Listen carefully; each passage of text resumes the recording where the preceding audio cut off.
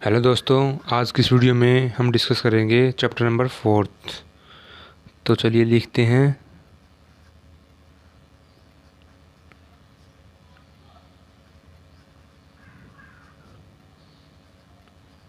Determinants determinants तो chapter number 4 हमारा। अब इसमें हम डिटर्मिनेंट्स के बारे में पढ़ेंगे। तो बेसिकली ये होता है, जब हम किसी चीज़ का डेल्टा निकालते हैं तो इसका यूज़ करते हैं मैट्रिक्स वाले फॉर्म में। अब इस वीडियो के अंदर मैं आपको ये बताऊंगा कि 1x1 और 2x2 और 3x3 की जो मैट्रिक्स होती हैं उनका डिटर्मिनेंट्स कैसे निकालते हैं। तो सबसे पहले देखते हैं हम इसका सिंबल। सिंबल क्या होता है? सिंबल होता है, जिसे मैट्रिक्स का सिंबल होता है ना, ये वाला मैट्रिक्स का होता है हमारा ये वाला सिंबल। अब इसका सिंबल होता है डिटर्मिनेंट्स का सिंबल ये वाला, ठीक है। और इसको कैसे निकालेंगे? जैसे एक मैट्रिक्स हमारे पास ए 1x1 की है। अगर मान लो यहाँ एलिमेंट है 5 और इसका डिटरमिनेंट क्या होगा? डिटरमिनेंट होता है डेल्टा ए। इसका मतलब ए कितना है? 5। 1x1 की मैट्रिक्स का डिटरमिनेंट भी वही आएगा जो यहाँ एलिमेंट है। अगर ए मैट्रिक्स है 2x2 की, इसका डिटरमिनेंट अलग आएगा।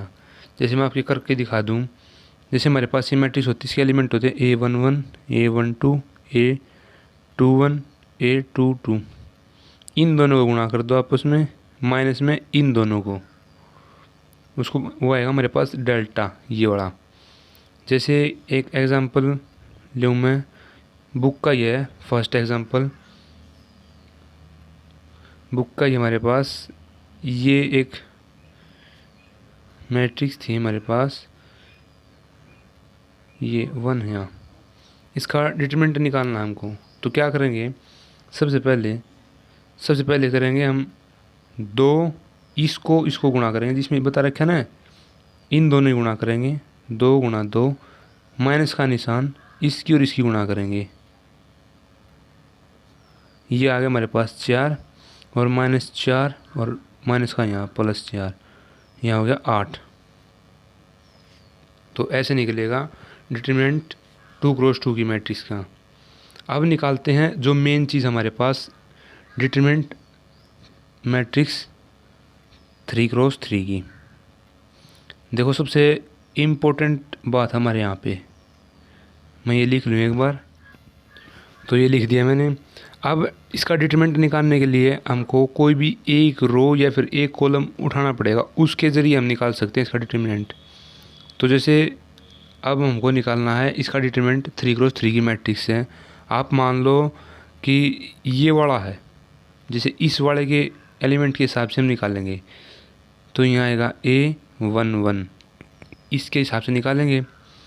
ये वाला एलिमेंट उठा लिया तो इसकी रो को और इसके कॉलम को छोड़ के जो भी ये बच गए उसको डिटरमिनेंट में लिख दो। यहाँ पे A22 A23 A32 और A33, ये हो गया। और इसका है तो इसके फार्मूले में एक ये आता है -1 इंटू में।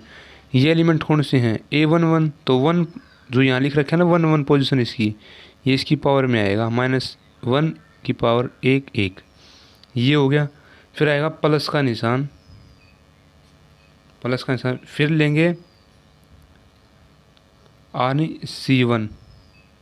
C1 से निकालेंगे इसका डिटरमिनेंट। तो अगला एलिमेंट लेंगे -1, ए की पावर -1 की पावर में ये आएगा A21 है ना, ये वाला एलिमेंट लेंगे, इस वाले रो का कॉलम का सेकंड एलिमेंट 21। तो 21 है जो वो -1 की पावर में आएगा, प्लस में होगा। जैसे -1 की पावर 21 तो यहाँ 2 + 1। अब जो A21 एलिमेंट की रो को और कॉलम को छोड़ के बाकी एज इट इज लिख देंगे डिटरमिनेंट में। A12 A13 और A32 A33, प्लस का निशान, फिर ऐसे ही -1। अगला एलिमेंट कौन सा है? A31, तो 31 -1 की पावर 3 + 1। फिर यहाँ डिटरमिनेंट लेंगे हम, जो बच गए 31 A31, इस रो को छोड़ देंगे और इस कॉलम को छोड़ देंगे, बाकी के एलिमेंट ये लिख देंगे ऐसे कैसे, A12, A13 और A22, A23 ये लिख देंगे ऐसे, और इनको सोल्व कर देंगे तो हमारे पास ए मैट्रिक्स का डिटरमिनेंट या डेल्टा आ जाएगा हमारे पास। ठीक है, अब ये पूरा प्रोसेसर है, ये फार्मूला है, आप ये मान लो। इस फार्मूले की बेस पे मैं एक क्वेश्चन आपको करके दिखाता हूँ, आपको थोड़ा और अच्छे से समझ में आएगा। जैसे एक क्वेश्चन हमारे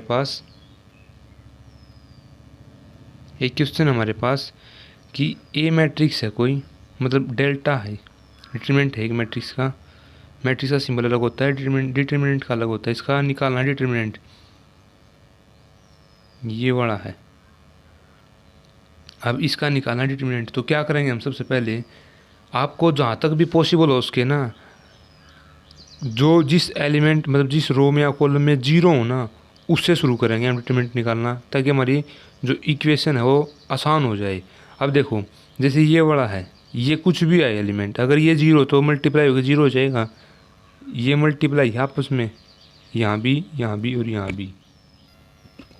तो जहाँ तक भी संभव हो उसके, तो आप ऐसी रो या कॉलम को उठाओ जहाँ जीरो हो। अब ये वाला जीरो है, अब देखो दो तरीके से निकल जाएगा, मैं पहले निकाल के दिखाता हूँ आपको R1 से इसका डिटरमिनेंट, फिर निकाल के दिखाऊँगा C3 से। तो R1 से निकालेंगे, R1 क्या हमारे पास, ये वाला, तो ये वाला है। इसी फार्मूले को थोड़ा कन्वर्ट करके लिख के दिखा रहा हूँ मैं, -1 की पावर ये कितना है एलिमेंट, 1 इसको आप याद करने के लिए एक तरीका और है जिसको आप याद कर सकते हो। ठीक है, तो यहाँ होगा -1, ये वाला एलिमेंट है 1, इसकी पोजीशन कौन सी है, A11, 11 मतलब 1 + 1, इसका ये निकालेंगे 3 × 0 मतलब यहाँ लिख देता हूँ मैं, प्लस में -1 मतलब 2 एलिमेंट कौन सा है, 2 1, तो 2 + 1 यहाँ लिख देंगे, ये रो छोड़ दी और ये कॉलम, मतलब ये रो छोड़ दिए कॉलम, -1 0 4 0 प्लस -1 इंटू में 4 एलिमेंट कौन सा है, 3 1 3 + 1, और यहाँ हो गया इसका -1 और 3 और 4 और 1, तो यहाँ आ गया -1 की जगह 1 हो गया, 1 × 1 और ये 3 1 3 -0, और यहाँ प्लस का निशान, -1 पावर 3 है तो माइनस का 1 रहेगा, और -1 इंटू में 2, ये तो एलिमेंट का नंबर था ये वाला, और यहाँ हो गया हमारा -0 मतलब 0 से मल्टीप्लाई होगा सब 0 हो गया, तो ये भी ख़त्म, प्लस का निशान। अब ये कितना है, प्लस मतलब 4 -1 की पावर 4 है तो प्लस का बनाएगा, और 4 एज इट इज़ रहेगा, और इसको सोल्व करेंगे, डिटरमिनेंट इस तरह से निकाला था हमने, ये तरीका 2 × 2 में। अब ये 2 × 2 का बन गया, ये वाला 2 × 2 का, तो -1 -3 चौके 12, अब ये हो गया हमारे पास 3 1 और 1 1 × 1 × 3, और ये मल्टीप्लाई हो गया सब 0, और ये मल्टीप्लाई हो गया आएगा हमारे पास 4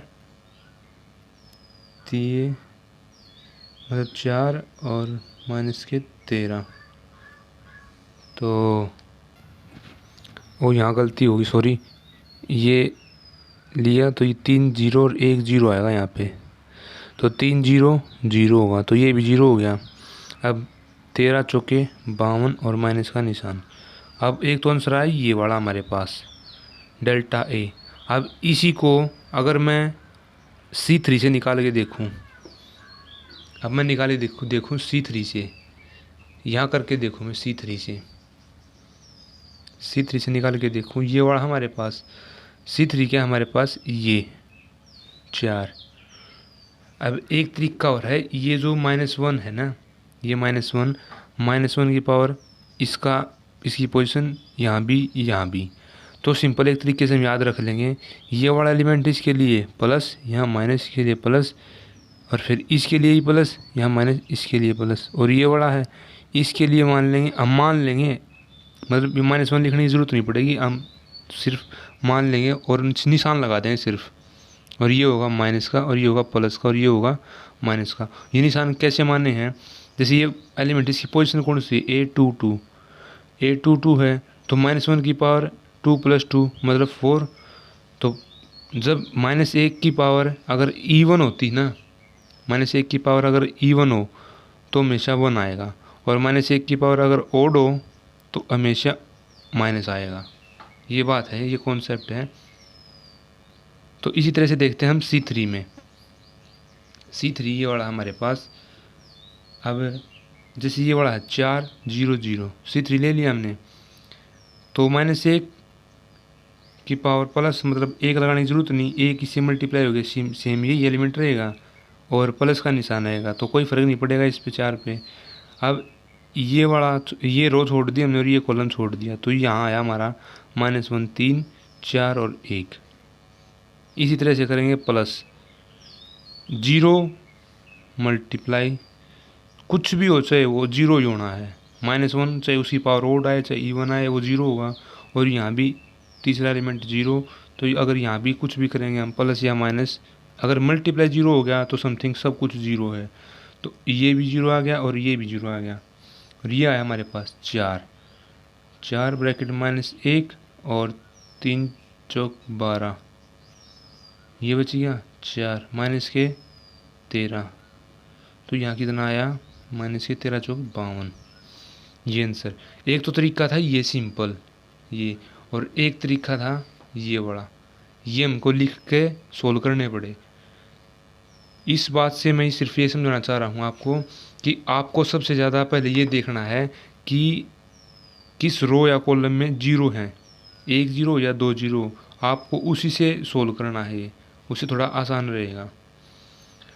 तो बस आज की वीडियो में सिर्फ इतना ही। अगर आपको मेरी वीडियो अच्छी लगती है तो प्लीज़ लाइक, शेयर और कमेंट ज़रूर करें, और मेरे चैनल को सब्सक्राइब करना ना भूलें। बाकी कॉन्सेप्ट अब नेक्स्ट वीडियो में देखते हैं।